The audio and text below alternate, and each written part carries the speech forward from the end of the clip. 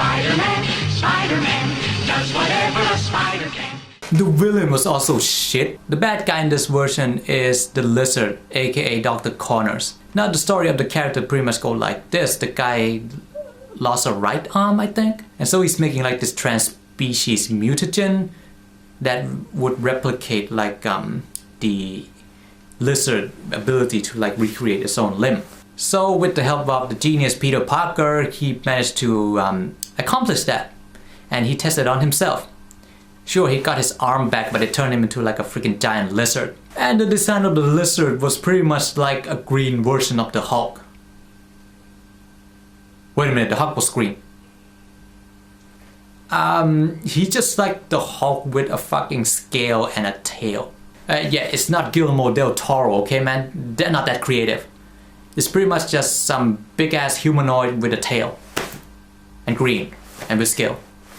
And his transformation into a supervillain was downright shit. You see, after he like injects himself with the serum shit, he started going like, oh, humans are inferior. I'm gonna turn everyone into a fucking mutant lizard by using this Deus Ex Machina over here. And this revelation came out of nowhere. There wasn't any like indication of why he turns like this. Was there a backstory we missed?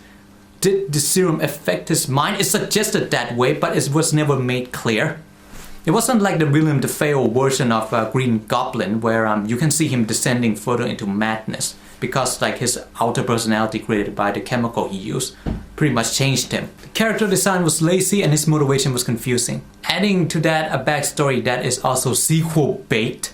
This is pretty much one of the weakest villains I had ever seen in a while. The fight scene was also downright shit. Okay, I will admit, the people making this film actually put some effort into making the choreography.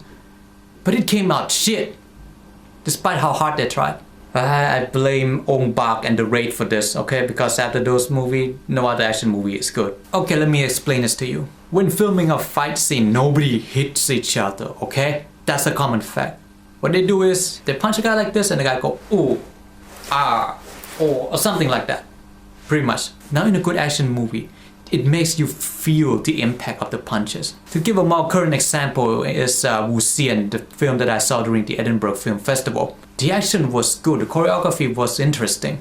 And every time someone punches someone, you feel the impact, feel the pain.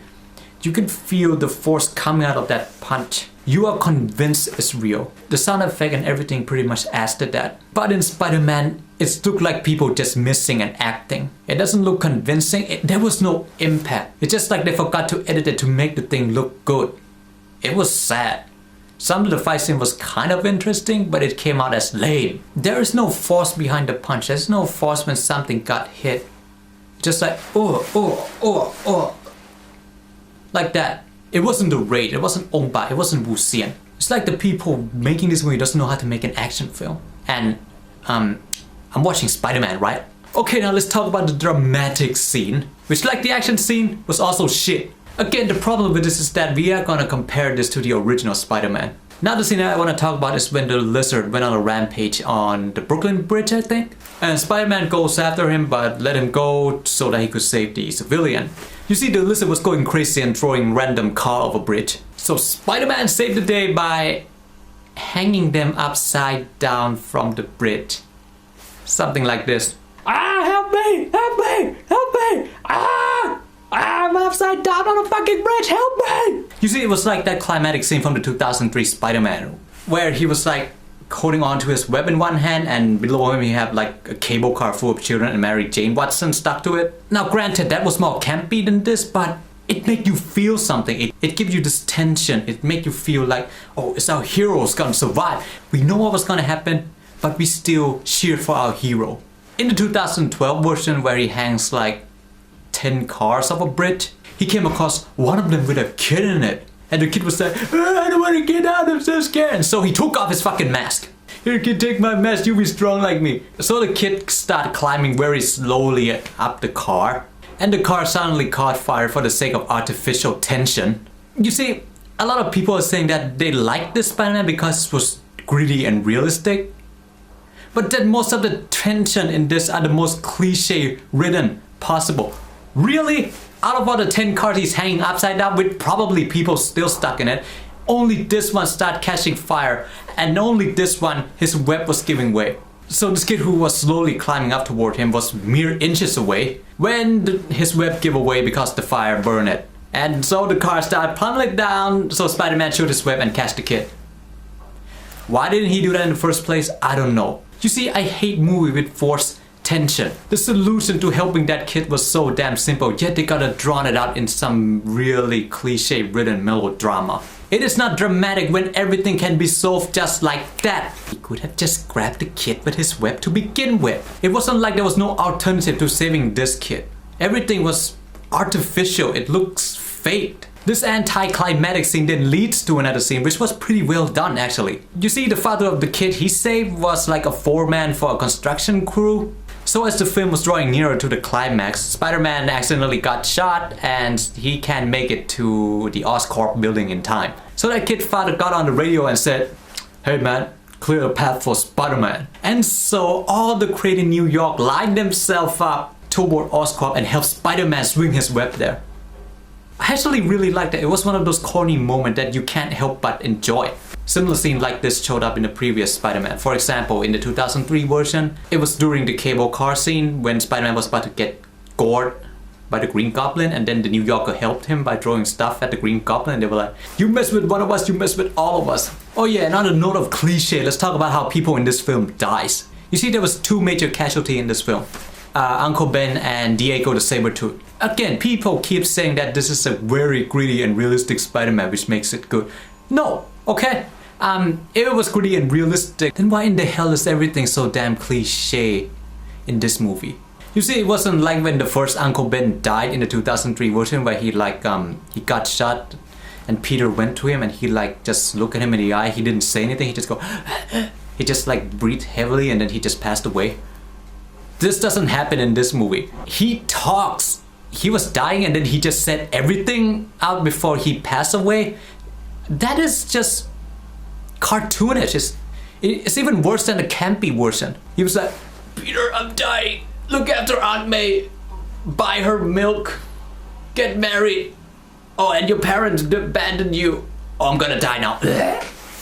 It was something like that, okay? It was like, really? Couldn't you just think of a more dramatic way for him to go? Same thing happened with the Sabertooth character.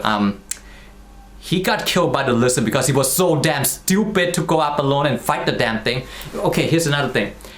During the climax of the scene, Gwen Stacy pretty much got an antidote from Oscorp and gave it to her dad, and her dad, being an idiot, go up alone to help Spider-Man. Okay, let's just ignore the hundreds of SWAT teams standing behind you that could be your backup, so he went up alone there and died. Anyway, he got stabbed by the lizard and he's dying, and then Spider-Man came to him and he's like, "Peter, you're a good person, but leave my daughter out of this. I've spoken my piece, now I die." Yeah, I don't know, maybe I just saw too many film, but that wasn't tear-jerking, it was weak. It almost looked like a parody, you know, when people supposed to die but they just keep talking and talking and talking. It's like that scene in Shrek 3, I think, when the Frog King dies and he just and then he just keep talking, die, and then he talks again, then he died, and he talks again, he died. He just doesn't die. It's something like that, okay? It just went from campy to fucking cartoonish, and yeah, this is supposed to be the gritty, realistic Spider-Man. Let's just make something cartoonish in it. Oh yeah, and on the note of making a dark and gritty version of a superhero, am I the only one who think that this doesn't work with Spider-Man? Okay, here's my take on this. In the case of Batman, which this movie was clearly inspired by, the reason that I think it works is because Batman doesn't have a superpower, and that his villain can be realistically translated on film. Bad guys like Joker, Ra's al Ghul, or the upcoming Bane. This doesn't work with Spider-Man. The guy got a spider power. He can climb up wall. He got a super sixth sense where he knows what is coming towards him.